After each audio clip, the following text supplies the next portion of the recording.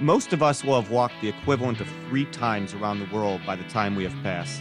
75% of the population will suffer from a foot problem in their lifetime. Foot pain is not normal, and it is treatable. Podiatric physicians and surgeons are the people who evaluate and treat these foot and ankle problems. You are listening to ReachMD, the channel for medical professionals. Welcome to the Clinicians Roundtable. I am Dr. Michael Kotzen, a podiatric physician and surgeon in private practice in Van Nuys, California, and I am your host. With me today, Dr. Ronald Lepow, a podiatric physician and surgeon who has been in private practice for over 37 years in the Houston area. He is the past president of the American Podiatric Medical Association, past president of the Texas Podiatric Medical Association, the only American to serve as president of the International Podiatric Medical Association. Board certified in podiatric surgery, he is a fellow of the American College of Foot and Ankle Surgeons, and he is a recent recipient of the Distinguished Service Citation Award, the highest award bestowed upon any APMA member. Dr. Lepow, many patients are confused when having to choose between an orthopedic and a podiatrist for their foot and ankle needs. Can you elaborate on the differences when it comes to both surgical and primary medical training of these two groups? Yes, Dr. Kotzen, I appreciate the opportunity to spend some time with you today. I think that this is a really good question because frequently patients are trying to decide whether they should see a podiatric physician or some other physician for their foot problem. I think it comes down to education. As some of your audience may know, a podiatric physician will spend 4 years in undergraduate school in pre-med studies, which is followed by 4 years of podiatric medical school, and then a minimum of 2 and frequently 3 years of surgical residency. So whereas other medical specialties, for instance, orthopedic surgery, they don't have this type of intense focused training in the foot and ankle, our profession will require this before the privilege to practice is bestowed upon any of our colleagues. Are podiatrists licensed by a governing board as well as certification boards? Podiatrists in every state must acquire a license to practice in that state. And there is some reciprocity among some states, but for instance, here in Texas, you have to take a Texas board examination or some equivalent in order to be able to get your Texas license, even though you may have a license in another state. Probably the most generic type of certification that you're referring to is your board certification or orthopedics certification, which is 2 of our specialty boards, and that is available to doctors upon completion of certain requirements in order to be able to qualify to sit for the examinations for these 2 boards. Dr. Lepow, what type of medical and surgical privileges do podiatrists have? Well, our medical and surgical privileges are the same as any other practicing physician. This includes prescription writing, this includes admissions to hospitals, this includes surgical privileges, but of course all of that in terms of the hospital has to be evaluated by the credentialing board at the hospital, just as it is for any other physician. The short answer is that there really are no differences between the requirements to provide these services for a podiatric physician than any other physician. To your knowledge, Dr. Lepow, are podiatric medical and surgical procedures often covered by Medicare as well as other insurances? The answer is yes. The procedures that we perform are all covered by insurance companies with very few exceptions, and podiatrists are recognized by the government and Medicare as physicians. That is the definition of podiatry in Medicare law. So there are no problems there, and patients, of course, come to see us that have all types of insurance coverage today, including Medicare and Medicaid. What kind of settings do you generally see podiatric surgeons operating in? What are different areas that they can perform their surgeries? Minor procedures are often performed in the office, as do other medical specialists, like dermatologists, for instance, do minor procedures in their office. We also, of course, frequently are involved in surgical centers, outpatient centers, where the patient goes into the surgery center in the morning, has the procedure performed, and then is discharged by the afternoon. And then, of course, there's the traditional hospital setting, which is usually reserved for more significant ailments, including patients that may have to spend extended periods of time there because of some sort of an infection that needs to be treated in-house as opposed to as an outpatient. What kind of advances have been made in foot surgery to allow it to be more successful and less painful over the years? That's an interesting question, and I feel as though I have kind of a unique perspective on that, having been in practice for as many years and having seen the evolution. As is true in all other branches of medicine, be it cardiovascular surgery or neurosurgery or orthopedic surgery, advances in our profession and technology have just grown by leaps and bounds. We today do all kinds of things that we didn't do several years ago, and this includes use of high-tech instrumentation, absorbable materials that we use as opposed to having to leave in hardware such as wires or pins or screws. We also, of course, have instrumentation now that allows us to be a lot more efficient in the operating room, so patients therefore can have an outpatient procedure and go home and become ambulatory a lot more quickly. Additionally, in terms of that postoperative recovery period, today a lot of times patients don't require to have the traditional casting or immobilizations that we once did unless they have some sort of an unusual or extensive operation.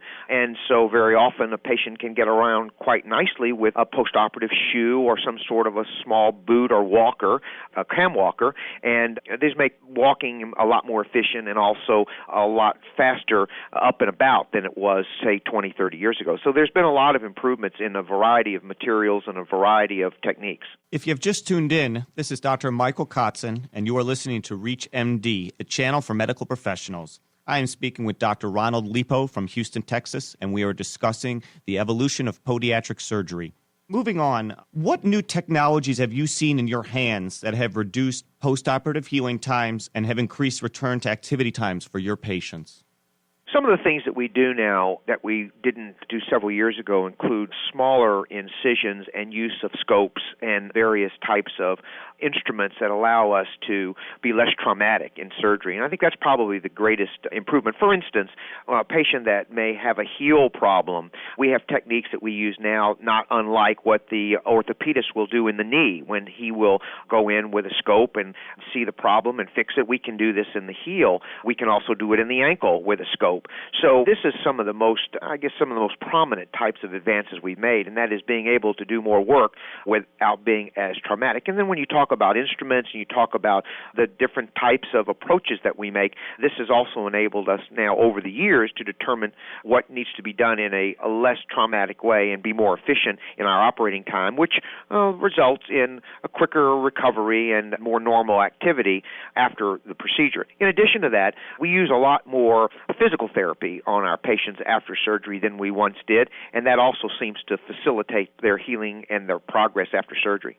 Dr. Lepow, what are the more common foot conditions that you see in your practice that require surgical intervention? Well, our practice and the practice of most podiatrists really can be defined as cradle to grave. We start with very young children who have an in-toeing problem or an out-toeing problem or club feet, and we treat through the adolescent years into midlife and on into the senior population as well. And at any stage of life, there could be problems which, when not able to be corrected in a conservative measure, do require surgery. So it would depend on the diagnosis. It would depend on whether or not all possible conservative attempts have been utilized to try to relieve the patient's symptoms. And if that fails, then generally there are some surgical options that we can employ to take care of the problem when other approaches fail. Can you tell me a little bit about what invasive procedures you have found to be successful in the treatment of heel pain, one of the more common things that we see in podiatry? Well, there are two primary issues involving heel pain that we focus on. One, of course, is if there's a heel spur. And if there's a heel spur, which is a prominence of bone on the bottom of the heel, very often that prominence needs to be removed. But more times than not, the cause of the problem has to do with an inflammation or a tight plantar fascia, which is actually the covering, the veil that supports the musculature on the bottom of the foot. And so I think that in terms of some of the greatest improvements that we made for remedying this problem surgically has been the use of the endoscopic plantar fasciotomy, which is where we can go in there, identify the tight bands of the plantar fascia and lengthen them or cut them in order to relieve some of the pressure on the heel and relieve the pain and eliminate the problem. This is a procedure that's done as an outpatient. It takes about 20 minutes to do it. It is done under a local anesthetic, can be done as an outpatient with IV sedation, as many cosmetic procedures are performed disarmed, and the patient can walk out of the operating room, the surgical center, with a bandage and a special shoe. On a final note, what do you hope for in the future of podiatric surgery? Well, training and the experience of those who are training the young doctors is growing every year.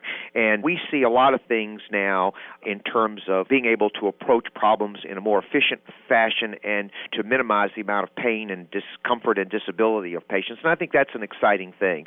The other thing is that we're making some inroads now in treating more chronic and debilitating manifestations of diseases such as diabetes or arthritis. And I think that's pretty exciting as well. And of course, one of the most significant areas now where research and progress has been made is in wound care. Wound care is a big area now, and there are so many wounds that we see on the foot that are related to chronic ailments that it's a big area for podiatric doctors to be addressing at this point in time.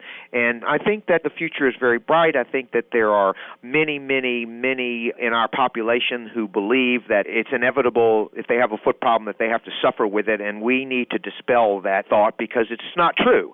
The truth is that feet are not supposed to hurt, and that we can, with our modern technology and techniques and our approaches to an understanding of foot problems, do a great deal to relieve a foot sore public.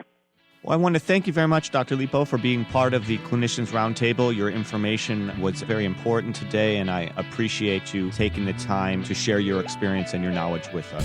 Thank you for asking, and I appreciate the opportunity to share my thoughts with you. I am Dr. Michael Kotzen, and you have been listening to the Clinicians Roundtable on ReachMD, the channel for medical professionals.